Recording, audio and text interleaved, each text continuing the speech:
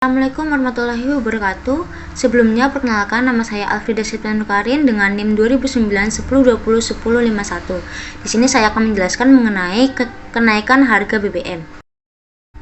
PT Pertamina atau Persero telah resmi menaikkan harga BBM, baik bersubsidi maupun tidak bersubsidi sejak 3 September tahun 2022. Kenaikan BBM disampaikan langsung oleh Arief Tasrif selaku Menteri Energi dan Sumber Daya Mineral pada konferensi pers di Istana Negara Sabtu 3 September tahun 2022. BBM yang mengalami kenaikan harga yaitu Pertalite naik dari 7.650 per liter menjadi 10.000 per liter. Solar subsidi naik dari 5.150 per liter menjadi 6.800 per liter. Sementara Pertamax mengalami kenaikan dari yang sebelumnya 12.500 menjadi 14.500 per liter. Namun, di beberapa provinsi di luar Jawa, ada yang harganya 14.850 per liter dan 15.200 per liter. Mulai Sabtu 3 September tahun 2022, harga BBM di Indonesia mengalami kenaikan, walaupun harga minyak mentah dunia turun saat ini berada di bawah level 100 US dollar per barel. Tentu saja dengan adanya kebijakan ini semakin memberatkan masyarakat, terutama masyarakat golongan kelas menengah ke bawah, yang juga dikarenakan situasi perekonomian masyarakat yang belum stabil akibat adanya pandemi COVID-19. Adanya kenaikan harga BBM disebabkan karena beban subsidi BBM dan kompensasi energi mengalami pembengkakan pada kurun waktu 2022 dari yang awalnya 152,5 triliun rupiah menjadi 502,4 triliun rupiah yang mengakibatkan pembengkakan anggaran pendapatan dan belanja negara atau APBN. Selain itu, penyaluran subsidi dirasa tidak tepat dan salah sasaran. Sekitar 70% pengguna subsidi merupakan kelompok masyarakat yang mampu. Ditetapkannya kebijakan kenaikan harga BBM menimbulkan berbagai dampak, baik itu dampak positif maupun dampak negatif bagi masyarakat dan negara. Dampak negatif dari adanya kebijakan kenaikan harga BBM antara lain yaitu yang pertama, inflasi. Inflasi akan mengalami kenaikan hingga 6%, sehingga Bank Indonesia akan meningkatkan suku bunga acuan dengan kemungkinan mencapai 100 basis poin ke 4,75% di akhir tahun 2022. Yang kedua, memicu pada perekonomian masyarakat dikarenakan dapat menimbulkan adanya stagflasi yang merupakan rambatan efek dari adanya kenaikan berbagai harga. Yang ketiga, berpotensi meningkatkan angka pengangguran dikarenakan terbebaninya biaya produksi di seluruh sektor dan lini bisnis yang dapat menyebabkan adanya PHK besar-besaran.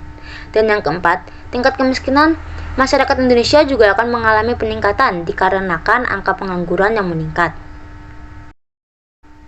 Meski dampak negatif lebih disorot oleh masyarakat mengenai kenaikan harga BBM yang dapat menyebabkan keterpurukan bagi masyarakat, sejatinya juga terdapat dampak positif dari adanya kenaikan harga BBM. Dampak positif dari adanya kebijakan kenaikan harga BBM antara lain yaitu, yang pertama, dapat menurunkan defisit anggaran dikarenakan penurunan pengeluaran negara yang selama ini dikeluarkan pemerintah guna kebutuhan subsidi BBM untuk masyarakat. Yang kedua, anggaran subsidi yang seharusnya digunakan pada BBM dapat dialihfungsikan untuk membiayai sektor lain seperti pertanian, pendidikan, infrastruktur, perikanan, kesehatan, dan lain sebagainya. Dan yang ketiga, kenaikan BBM dapat dijadikan peluang bagi pemerintah guna mendorong program energi bersih dan dapat memotivasi masyarakat untuk memulai melirik potensi dan pengembangan energi alternatif seperti biofuel atau bahan bakar nabati. Kebijakan pemerintah yang menaikkan harga BBM tentunya mendapat banyak penolakan dari berbagai golongan masyarakat, sehingga pemerintah harus memikirkan solusi lain yang tentunya tidak memberatkan salah satu pihak. Beberapa alternatif yang dapat dilakukan untuk menyelesaikan permasalahan tersebut antara lain yaitu pengetatan dalam penyaluran subsidi BBM dan pengalihan subsidi BBM kepada masyarakat yang membutuhkan. Seperti yang sudah disebutkan sebelumnya, salah satu faktor ditetapkannya kenaikan harga BBM dikarenakan penyaluran subsidi yang tidak tepat sasaran, sehingga dapat dilakukan pengetatan dengan menerapkan peraturan mengenai kendaraan yang dapat menggunakan BBM bersubsidi. Selain itu, juga dapat diterbitkan kartu yang menunjukkan bahwa masyarakat tersebut memiliki hak untuk menikmati BBM bersubsidi. Namun, penerapan alternatif tersebut tentunya terdapat konsekuensi, yaitu dapat terjadinya antrian panjang yang disebabkan dari proses pembelian BBM yang menggunakan sistem pengecekan kartu atau seleksi kendaraan yang dapat menggunakan BBM bersubsidi. Selain alternatif pertama, pemerintah juga dapat mengalihkan subsidi BBM yang dipotong kepada masyarakat yang membutuhkan. Namun, pengalihan subsidi BBM dapat menyebabkan kecemburuan masyarakat akibat tidak meratanya penyaluran bantuan sosial dan juga adanya resiko penyaluran yang tidak tepat sasaran. Sekian dari saya. Wassalamualaikum warahmatullahi wabarakatuh.